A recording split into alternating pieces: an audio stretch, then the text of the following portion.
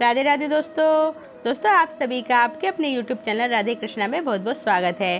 दोस्तों आज इस वीडियो में हम कार्तिक महात्म के 12वें अध्याय की कथा का श्रवण करेंगे।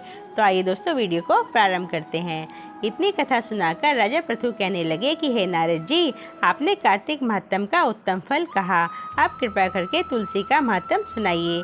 तब नारद जी बोले, हे राजा पृथु, प्राचीन काल में सहदर क्षेत्र के करवरीपुरी में एक अत्यंत ज्ञानी धर्मात्मा तथा ओम नमो भगवते वासुदेवाय मंत्र का जाप करने वाला धर्मदत्त नाम का एक ब्राह्मण रहता था। वह अतिथियों का आदर सत्कार भी खूब करता था।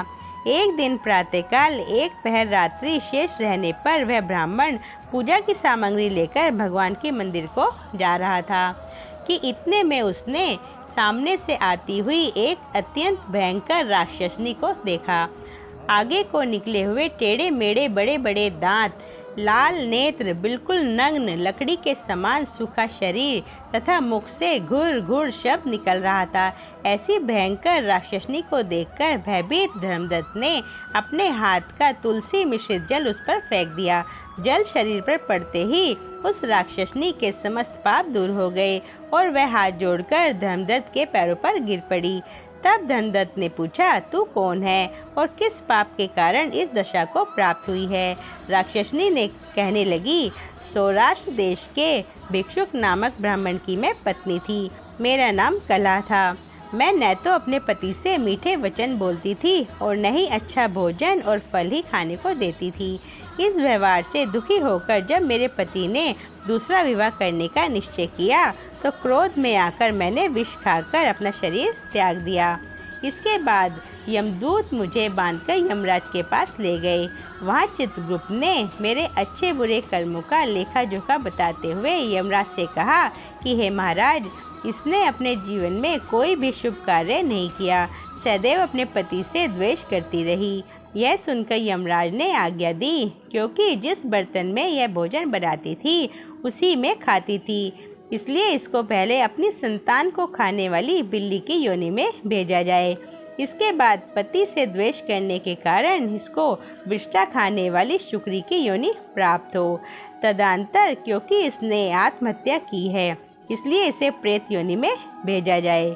सो महाराज, मैं 500 वर्ष से इसी योनि में फिर रही थी कि भूख और प्यास से दुखित होकर मैं एक वैश्य के शरीर में प्रवेश करके कृष्णा और वेणी नदी के संगम पर आई।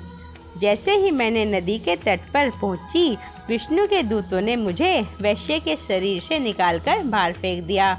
वहां से घूमती फिरती मैं आ रही थी कि आप मिल गए। आपने तुलसी मिश्रित जल जो मेरे ऊपर फेंका, उससे मेरे समस्त संपूर्ण पाप नष्ट हो गए हैं। आप कृपा करके बतलाइए कि मेरा उद्धार कैसे होगा। तब धर्मदत्त ने कहा, तुमको देखकर मुझे अत्यंत दुख हुआ।